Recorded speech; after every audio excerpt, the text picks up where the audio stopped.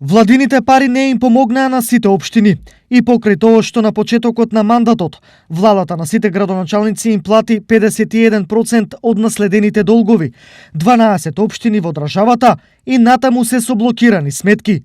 Вкупниот износ на доставени налози за извршување во Министерството за финансии изнесува околу 1,3 милиарди денари или 40% од вкупно пријавените обврски на општините. Градоначалниците од регионот наследија долг од 373 милиони денари, а 9 од вкупно 11 од нив беа со блокирани сметки. На почетокот на мандатот, владата исплати сума од околу 190 милиони денари, што представува 51% од општинските долгови.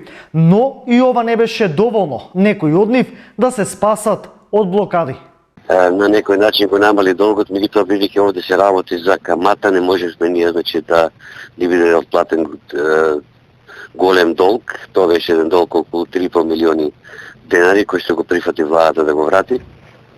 Меѓутоа ние имавме негде повеќе од 10 милиона да враќаме.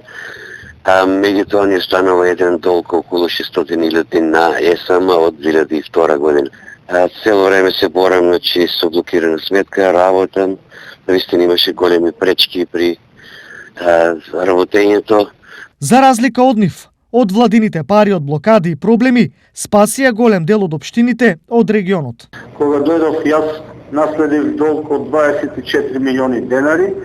Успеавме некаде во 2018 година да одблокираме сметката и со помош на владата овој долг, да не кажам, е раздолжен, односно долгот на општина Карвинци е нула. Не должиме према добавувачи, према изведувачи. Дел од капиталните инвестиции кои барат собствено учество, изнаоѓаме средства. Општина Карвинци е ликвидна општина и учествува на сите повици кај што се барат и одредени средства од општинскиот буџет. Останатиот дел од обврските склучивме договори за сервисирање нивтите на одложено плаќање, така да во моментот можеме да кажеме дека општина Берово има делумна финансиска стабилност, редовно ги сервисира тековите обврски. Меѓутоа, ако некои општини во подобри услови работеа лошо, сега е уште полошо, зашто короната општинските приходи ги намали за повеќе од 50%. Корозна кризата на вистина ги погоди сите општини со намалени даноци, намалени приходи на јавните претпријатија. Затоа што е во наша можност како министерство, ќе дадеме се од себе да ги зголемиме средствата барем во капиталните инвестиции за општините да можат нормално да ги извршуваат функциите. Ова е оптимистичка најава, но прашање е дали и во која мера таа ќе може да се реализира,